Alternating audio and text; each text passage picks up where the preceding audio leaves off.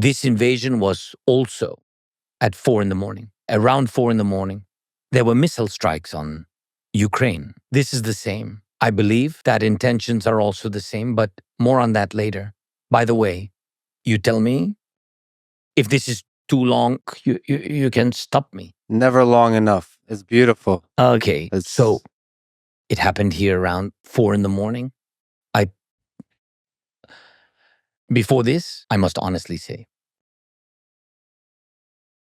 everyone said something, predicted something, etc., but I asked only for one thing, primarily from the United States. If you are sure, if you have the evidence, if you talk to him and he tells you that there'll be an invasion, if all this scares you, I only asked for two things. Send us weapons, or better yet, strengthen us with preventive measures so there would be no war. It wasn't the weapons that I was asking for. I asked for sanctions. Intimidate him. Please don't say that. If he comes, if he crosses borders, if he kills, we're imposing sanctions. Well, this is complete bullshit. Sorry, but really.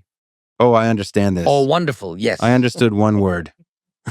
Yeah. So they did not help. I believe that no, and this is a fact. We didn't receive help. If we assume that words are help, well, then yes, we received a lot of it because there were plenty of words. Even more than plenty, yes? At 4 in the morning, there were strikes. Morally, is it possible to prepare for war? No. It doesn't happen like you read in books, see in movies, and so on. What happens to you? I was just looking at my wife and children. My children were asleep, but my wife was awake. There were strikes. Missile strikes, we heard them. To you, as a living person, how can this be? You just can't fully believe this. You just don't understand. Why now? Given everything that happened in World War II, when millions of people died, none of it mattered. Still at 4 in the morning, around 4, 3:40, 3:45, remember? Around this time, yes, there were missile strikes. And later, by the way, a few days after the first days of the war, I spoke with Lukashenko on the phone. And he apologized. And he said that it was not me.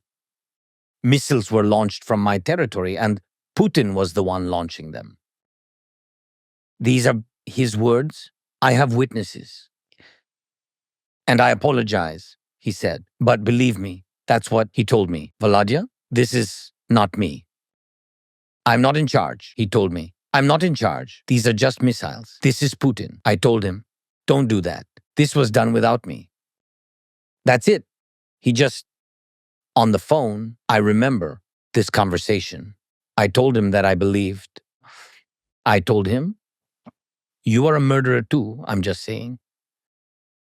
And he told me, you must understand, you can't fight the Russians. I told him that we never fought them. I said, it's war. The missiles came from your land, from Belarus. How did you allow this? Then he replied, all right, retaliate then. I still remember him telling me, hit the refinery. You know how much I care about it. Moser Oil Refinery, is that it? Can't recall. Moser Oil Refinery. I told him, what are you on about? What retaliation?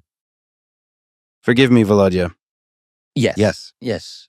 This was at 5 in the morning?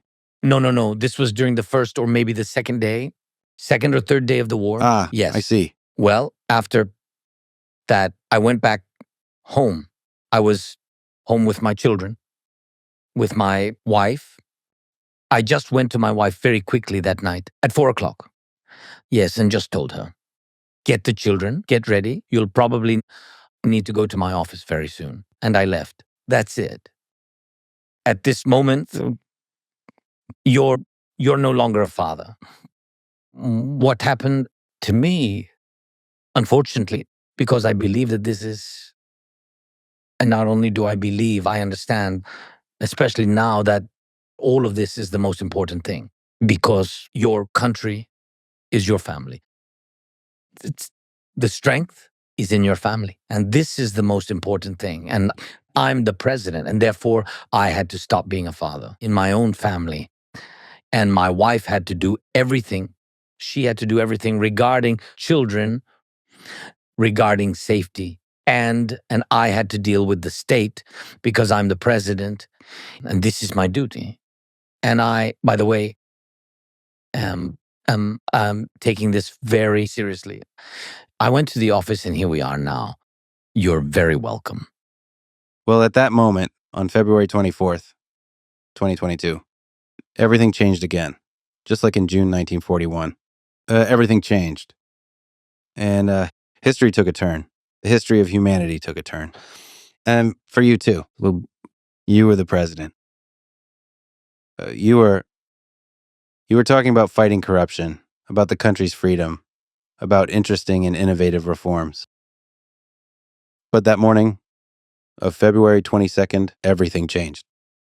Could you tell me about that morning, the details of your actions? When you had to quickly make difficult decisions. What was the process for you? How did you make these decisions? Did you discuss them with people you trust to understand how to respond to this invasion in every technical, political, and military aspect? What was the process for you? How did you make the decision? According to our legislation, in principle, I'm the supreme commander of the armed forces of Ukraine, so I had to give corresponding orders. Yes, I have a military office, and then later there was a military headquarters where all key people gathered. This is not only about the military, it's about energy, etc., all key things. But at that moment, I made the decisions quickly and without a doubt. And I cannot say that I am just that kind of person. I'm just a living person who believed that if help is needed right now, to help evacuate people, help with children. Several cities were blocked. I was only thinking about how to deliver food there within a day. We did a lot of things, although we understood that they, in fact, occupy part of our state. And we distributed weapons to people. That's how it was. Trucks came and simply distributed weapons to people so that they could defend the capital, to ordinary people, just on the street, to ordinary people who understood that if the Russians entered the city, then we would have the same thing that's happening in other cities per the information we received. Thanks to digitalization, by the way, we had very good digitalization before this. And we preserved a lot. And even when they were surrounding certain cities, a lot of things still worked. The banking system, the internet, we had television. And thanks to this, I made several decisions to ensure that people are united and have all the information.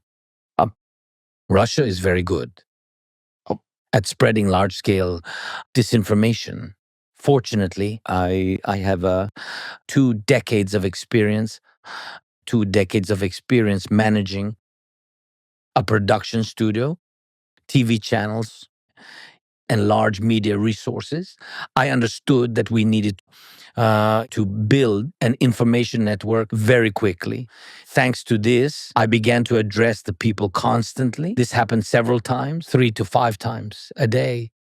In fact, I became that an information source for people who were in cities that were cut off from other information. And it was very important for me to keep all things digital. to keep the internet, to stay in touch with everyone, with all the people. Initially, that's the contact we had. And then we also built a media platform. So where we had all the news agencies of Ukraine. And this network was called Marathon. And it was also very important for the people to trust us. And people had to receive information. Why? There were waves. There were waves of Russian on the first day who said he ran away. I had to go out into the street. I left the office and went outside. I had to do this because I was showing that this was no green screen, to show that it was the street, not some digital manipulation. I mean, I did these things. Then I touched various objects. Now, people might think that these are small things, but I was actually showing that I was in a real place. All of this had an impact. I was absolutely sure of my actions. And these contacts, several contacts. And then I spoke to the Russians. I addressed Russians. I really did. And then only after that, I gathered. It was the first day when I invited all of the journalists here, wasn't it? That was on the first day, I think. Well, not here, to the press center in this building. I talked to journalists. I asked them not to leave because we needed weapons. At that moment, they were handing out rifles to people. And for me, journalists and media platforms were essential voices. There were various journalists from different countries here, and they were essentially stuck.